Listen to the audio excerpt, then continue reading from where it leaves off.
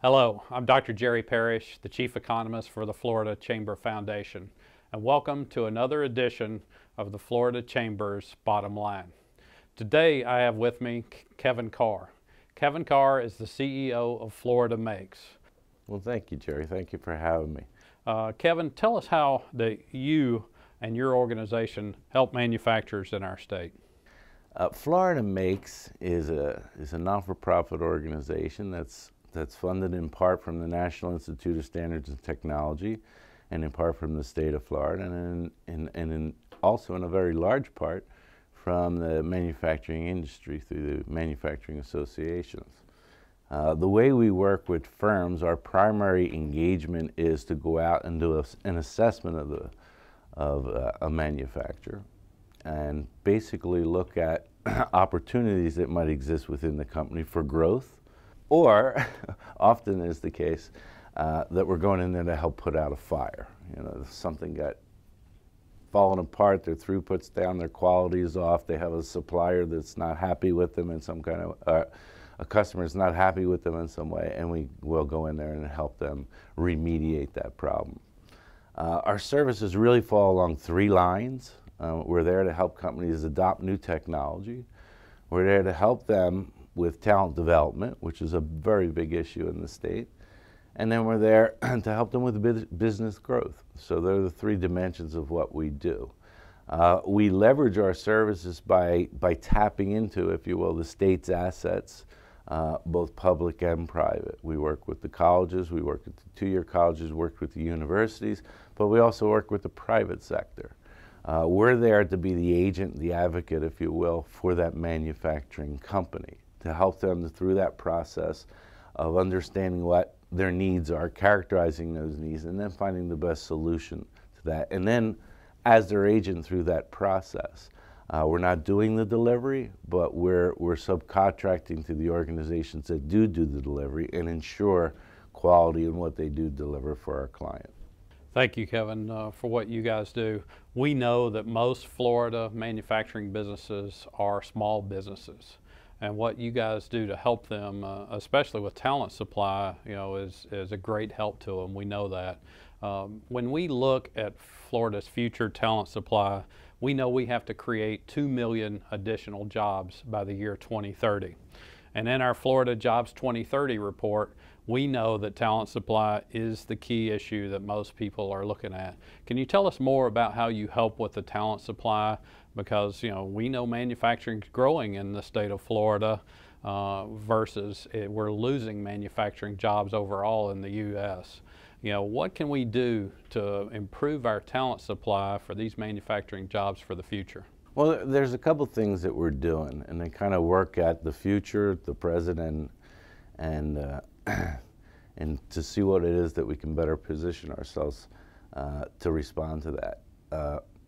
We have a project that we're doing right now in partnership with CareerSource Florida, where we're taking a look out 5 and 6 years to see what the challenges of advanced manufacturing are, so that we're there and they're there, and we're able to respond to those challenges and not be reactive, but actually be a little more proactive in terms of the kind of training and the development that our workforce is going to need.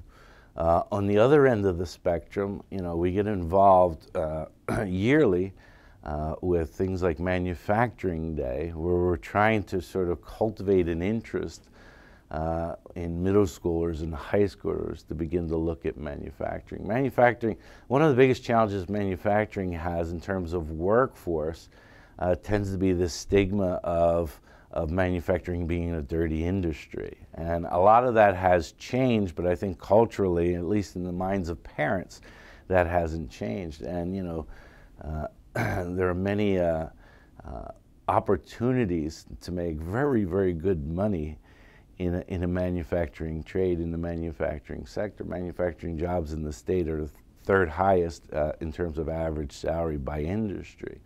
But that kind of gets lost on this sort of image of, I guess, smokestacks from a long time ago. So we need to do things to sort of encourage youth to get into manufacturing. We need to do things to encourage parents to consider that as an alternative.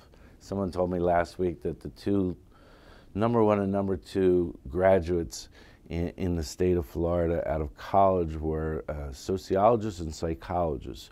So we're not steering our future into the direction of STEM-oriented work. So that's a challenge. In the more immediate term, we're working with a lot of the two-year schools, a lot of the training institutions to try to help put together programs that will help create the credentialing that's needed by today's manufacturing sector. So we work with organizations like FLADE, if you're not familiar with FLADE, Florida Advanced Technology Education Center, and we work with the two-year colleges to try to put those stackable credentials together so that not only are we training for what the needs are today, but we're doing it in such a way that we can continue that training up to, you know, an AS degree in engineering or a BS degree in engineering. We're doing it in such a way that we're positioning that person for additional training, additional credentialing in the future. Thanks for that.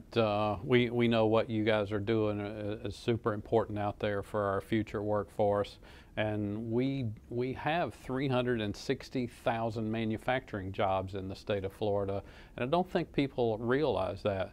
When I go speak to business leaders around the state and I tell them how many manufacturing jobs are in this area, they're almost always surprised. Is that what you also find when you're talking? And I think part of the problem there too is, unlike other industries, manufacturing is an industry of industries.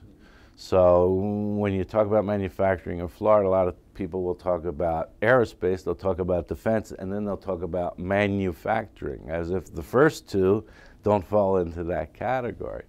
And there's a lot of manufacturing in Florida, and it's very diverse. It goes from those very, very high-tech industries of aerospace and medical devices, and then you've got, you know, when you start getting up in the panhandle, things like pulp and paper, a lot of non-metallic mineral industries that really drive the economy.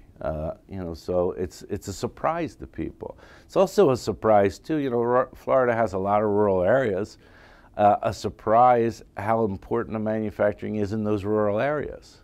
You know, on average across the state, it represents about 4% of the employment everywhere.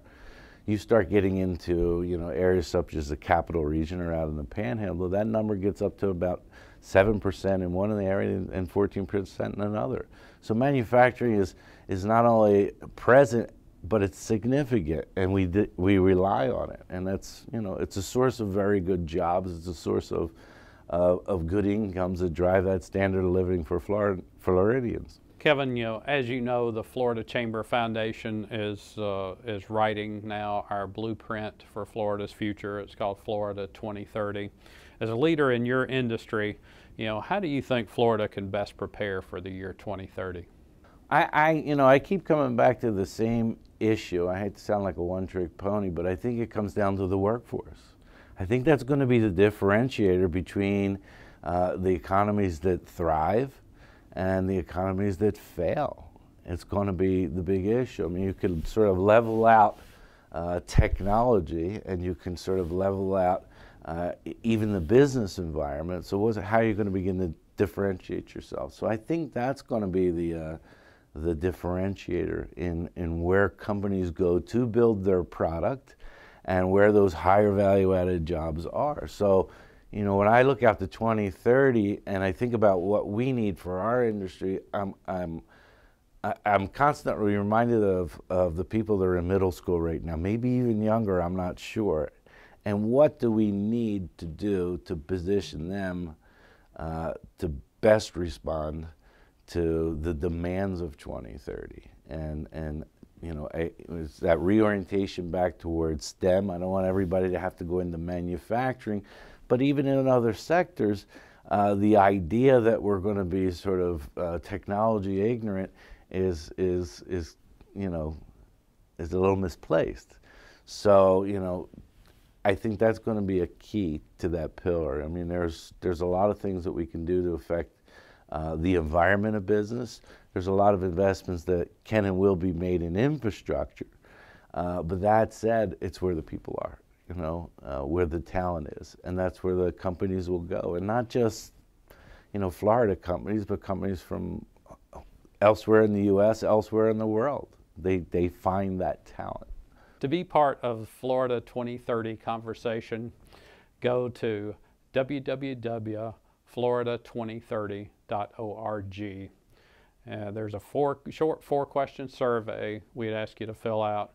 Please submit your voice and let us know what you want your Florida to look like in 2030. Thank you very much for joining us today on Florida's Bottom Line. Thank you.